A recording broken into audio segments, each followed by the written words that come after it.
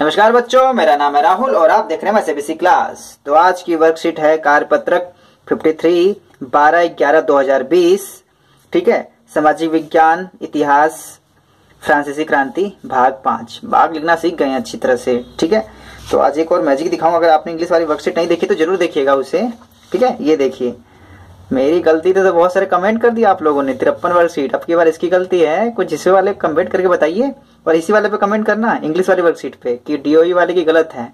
मैंने गलती की तो आप लोगों ने कई नीचे कमेंट किए, अरे वाह अरे वाह, डीओई वाले भी फुल मस्ती में है, ये भी कमेंट करके डेट गलत दे रहे हैं। लेकिन कोई बात नहीं, हमने सीधी कर दी डेट। तो आज हमारी जो वर्कशीट है हम उस पर अपनी बात करते हैं, इधर उधर की बात नहीं करेंगे आज।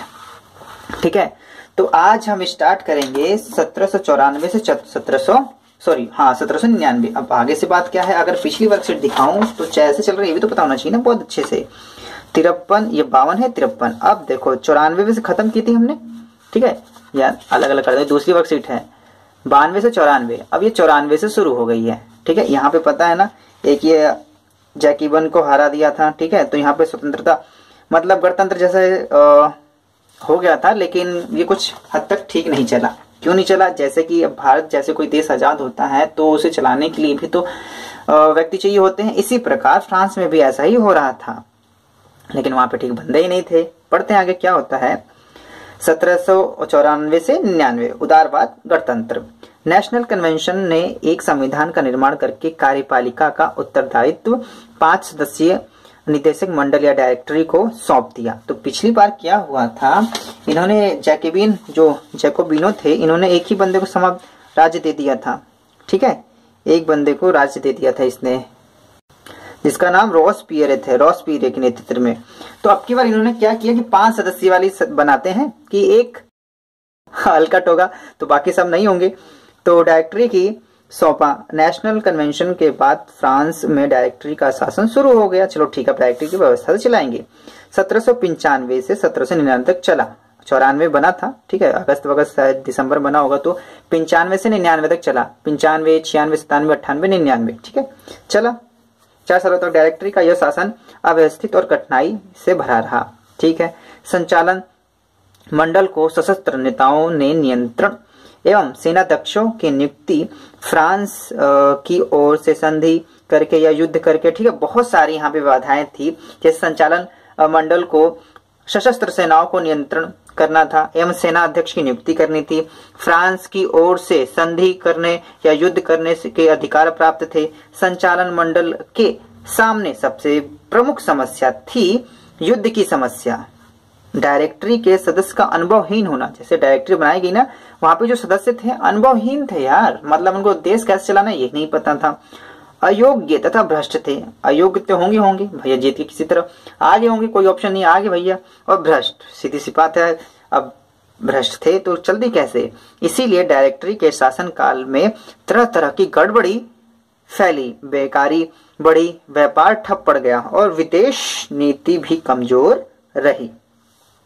ऐसी स्थिति में फ्रांस की जनता एक ऐसे नेतृत्व की आवश्यकता महसूस कर रही थी जो देश के अंदर और बाहर शांति स्थापित कर सके तथा विदेश शक्ति को परास्त कर सके। समझ रहे हो ना, जैसे उस जर्मनी में जो था ना, वो कौन सा जेठालाल क्या था उस जेठालाल का नाम, आप कमेंट बॉक्स में बताइएगा। ठीक है, मेरे को पता है वो मुच्छड़, तो आप कमेंट करके बताइए वो जेठालाल का क्या नाम था। तो इस काल में नेपोलियन प्रथम ने सैन्य विजयों द्वारा फ्रांस के सम्मान को स्थापित किया। अब यहाँ पे उनकी फ्रांस की जनता को एक ऐसे व्यक्तित्व की जरूरत थी जो उनको संभाल सके, उनकी शक्ति को अंदर और बाहरी तौर से दोनों पे। इसी काल में नेपोलियन प्रथम ने सैन्य विजयों द्वारा फ्रांस के सम्मान को स्थापित किया। वहां का हेड था ये उनकी सेनाओं का, और वो सेनाओं से जिताता गया, युद्ध में जिताता गया। अंततः डायरेक्टरी के शासन का अंत कर सत्ता पर नियंत्रण स्थापित कर दिया। तो इसी ने ही, नेपोलियन प्रथम ने ही डायरेक्टरी को हटा दिया और खुद ही वहां पे आ गया। क्यों? क्योंकि इसका जनता के प्रति लोगों का विश्वास इस पे आ गया, क्योंकि फ्रांस की जिताया जा रहा था युद्धों में। तो इस वजह से लोगों ने इसमें आसक्त होकर इसे जो नियंत्रण जब इसने लिया फ्रांस का, तो लोगों ने कुछ नहीं कहा और कहा कि अच्छी बात है। आगे होता क्या है, 1799 से 1814 तक। ठीक है, याद रखना ये यहाँ तक खत्म हो गया। अब यहाँ से नेपोलियन की स्टार्ट होंगी 1799 से 1814 तक। पुनः राजतंत्र की स्थापना। लोकतंत्र आया था, अब राजतंत्र आ गया। क्यों राजतंत्र? क्यों? क्योंकि अब जो था नेपोलियन प्रथम, बस यही अकेला बच गया। जैसे जर्मनी में था वो हिटलर। ठीक है, तो 1799 में नेपोलियन प्रथम ने डायरेक्टरी के शासन का अंत किया और फ्रांस का प्रथम काउंसिल बना, हेड। ठीक, जैसे जर्मनी में वो बना था ना काउंसलर, चांसलर वो मुच्छड़ जेठालाल बना था ना, चांसलर बना था, और ये यहाँ का काउंसलर, हेड ही होता है एक प्रकार का। 1804 ईस्वी में उसने अपने आप को ही सम्राट घोषित कर दिया। ठीक, और ठीक है, जब के पास पावर आती है तो वो यही होता है। और इस तरह नेपोलियन के साम्राज्य शासन की शुरुआत हो गई। नेपोलियन ने अपने विजय अभियान द्वारा यूरोप का राजनीति भूगोल बदल दिया। मतलब हर तरफ, जैसे वो मुच्छड़ हर तरह से लड़ाई कर रहा था, वैसे ये भी हर एक दूसरे से युद्ध किया जा रहा है, अपने क्षेत्र को बढ़ाया जा रहा है। उसने 1812 में रूस पर आक्रमण किया, और याद रखो मुच्छड़ ने भी रूस पर ही आक्रमण किया था। वैसे ये बात नहीं है, रूस के साथ आक्रमण और वो भी औरों पे कर रहा था, ये भी औरों पे कर रहा था, दोनों की यही गलती, सेम गलती रही। 1812 में रूस पर आक्रमण किया, जहां सर्दी और वातावरण से उसकी सेना को बहुत क्षति पहुंची। यहीं से उसका पतन शुरू हो गया। 18 जून 1815 वाल्टरलू ने युद्ध में अंतिम पराजय के पश्चात नेपोलियन को सेंट हेलेना में बंदी बना लिया गया। बस बंदी बना लिया गया, बंदा बनाना चाहिए था इसको। ठीक है, तो 1821 में उसकी मृत्यु हो गई, और बाद में इसे अब लटकाया गया कि मारा गया कि अपने से मरा, इस बात की जानकारी नहीं है। आगे पढ़ते हैं। फ्रांस की सिविल संहिता, अब इसने क्या आया था और क्या देके गया फ्रांस को, ये अब पढ़ेंगे, और ये आपका इंपॉर्टेंट भी है। फ्रांस की सिविल संहिता नेपोलियन द्वारा 1804 में फ्रांस में लागू की गई। इसे नेपोलियन कोड भी कहते हैं, नेपोलियन शासन भी कह सकते हैं, नेपोलियन नियम भी कह सकते हैं, लेकिन वो कोड शब्द से इसे संबोधित करते हैं भी कहते हैं। आपके पेपर में आ सकता है नेपोलियन कोड समझाइए, तो यह नेपोलियन संहिता आ जाएगा। इस संहिता को बनाने में पुरातन एवं नवीन कानून का समन्वय किया गया। पुराने और नए कानून को मिलाया गया, और एक जो नया कानून बनकर तैयार हुआ उसे नेपोलियन कोड कहा गया। इसमें क्या था, जन्म के आधार पर दिए गए विशेषाधिकार बंद कर दिए गए, तो समझ रहे होगे।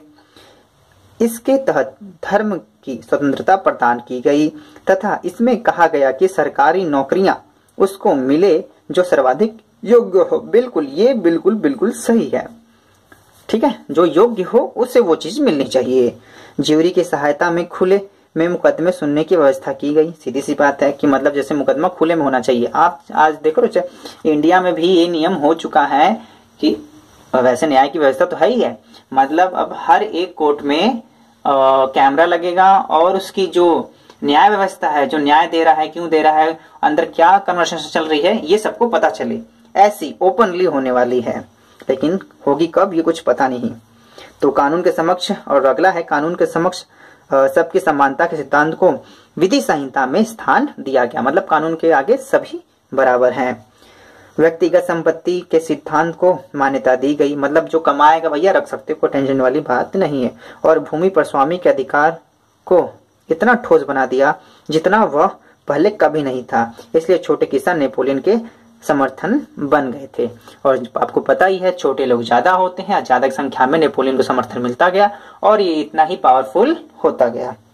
लेकिन गलती क्या थी, इसने रूस पे आक्रमण कर दिया 1812 में, वहां 1812 में, और वहां पे जो भौगोलिक स्थिति थी सर्दी वाली थी, और इसके सैनिक जो है सठिया के नहीं लड़ पाए। चलो आगे बढ़ते हैं। नेपोलियन प्रथम की कानून संहिता उसका स्थायी कार्य सिद्ध हुआ। नेपोलियन ने स्वयं, अब यहां से देखो ध्यान से पढ़ना, नेपोलियन ने स्वयं इस कानून संहिता के महत्व को स्वीकारा करता था। मेरा वास्तव गौरव, ये कह रहा है यहाँ से, उसकी स्टेटमेंट है, किसकी, नेपोलियन की। मेरा वास्तविक गौरव मेरी 40 युद्धों की विजय नहीं है। मतलब देखो 40 युद्ध जीत चुका है, लेकिन इसमें भी इसके गौरवशाली इसको नहीं दिखाई दे रहा। मेरी विधि संहिता, मतलब कि नेपोलियन कोड ही ऐसी है जो कभी ना मिटने सकने वाली, चिरस्थायी सिद्ध होगी, मतलब ये लंबे समय तक बनी रहेगी, ये इसका कहना था। ठीक है, तो ठीक है, उम्मीद है चीजें समझ में आएगी, ज्यादा मुश्किल की बात नहीं है ये। तो चलिए इसके प्रश्न उत्तर को जल्दी से कर लेते हैं। डायरेक्टरी के शासन में क्या क्या कठिनाइयां थी, जैसा कि ये सब ऊपर से ही लिखा गया है आपका। ठीक है, डायरेक्टरी के शासन में क्या क्या कठिनाइयां थी। तो सबसे पहले युद्ध की समस्या थी। डायरेक्टरी के मतलब 5 बंदे थे, वो संभाल नहीं पा रहे थे कैसे क्या करना है। डायरेक्टरी के सदस्य अनुभवहीन थे। अयोग्य तथा भ्रष्ट व्यक्ति का डायरेक्टरी में होना, व्यापार का ठप होना, विदेश नीति का कमजोर होना। ये आप पॉइंट लिख सकते हैं आसानी से, कोई दिक्कत की बात नहीं है। क्वेश्चन नंबर 2, नेपोलियन प्रथम किस प्रकार शासन पर अपना नियंत्रण स्थापित करने में सफल रहा। जो किस प्रकार उसने स्थापित किया जाए, जैसे पता ना हिटलर ने किया था उसी प्रकार इसने भी, लेकिन इसने उतना प्रेशराइज नहीं किया अपनी जनता को। ठीक है, वास्तविक तौर डायरेक्टरी शासन का अंत कर दिया। बहुत ही जो पहले से कमजोर थी। फ्रांस का प्रथम काउंसिलर बन बैठा, और वो जर्मनी का जो था मुच्छड़, क्या पता है ना, वो क्या बन बैठा था, चांसलर, और ये क्या बन बैठा, काउंसलर। तो हिटलर ही था। आगे बढ़ते हैं। 1804 ईस्वी में अपने आप को सम्राट घोषित कर दिया। वो भी अपने आप को वहां का तानाशाह घोषित ही कर रहा था, इसी प्रकार से ये इतने भी कर दिया। सब ऊपर इसी में से आपके वर्कशीट में ही दिया गया, कोई टेंशन वाली बात नहीं है। क्वेश्चन नंबर 3, नेपोलियन संहिता का क्या महत्व है। तो क्वेश्चन नंबर 3 का आंसर ये है आपके पास। 1804 की नागरिक संहिता, जिसे आमतौर पर नेपोलियन की संहिता के नाम से जाना जाता है। पहला, जन्म पर आधारित विशेषाधिकार समाप्त कर दिए। कानून के समक्ष बराबरी और संपत्ति के अधिकार को सुरक्षित बनाया। यातायात और संचार व्यवस्था को सुधारा गया। इसके तहत धर्म की स्वतंत्रता प्रदान की गई। ठीक है, तो ये आप इस प्रकार से आंसर लिख सकते हैं। हमने ऊपर इस चीज को समझा भी दिया है। ठीक है, तो चलिए क्वेश्चन नंबर 4 की तरफ चलते हैं। नेपोलियन संहिता में दिए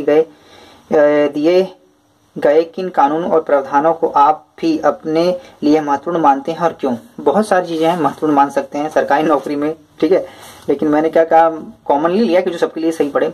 धार्मिक स्वतंत्रता, कानून के समक्ष समानता, ज्यूरी की सहायता से खुले में मुकदमे सुनने की व्यवस्था, ये मुझे पसंद है। इस कानून को इन कानूनों को मैं होना चाहिए था, तो मात्रा डबल आई, कॉमा भी लगा देते नहीं तो। इन कानूनों को मैं सबसे महत्वपूर्ण मानता हूँ। किसी भी व्यक्ति को न्याय देने के लिए एक ऐसी व्यवस्था जो सभी को एक समान मानती हो। ठीक है, कानून के सभी समान है। इसे आप अपने शब्दों में बढ़ा के भी लिख सकते हैं, कोई दिक्कत की बात नहीं है। ठीक है, तो आराम से लिखिए। माई सीबीएसई क्लास के इस वीडियो को देखने के लिए धन्यवाद। जय हिंद, जय भारत।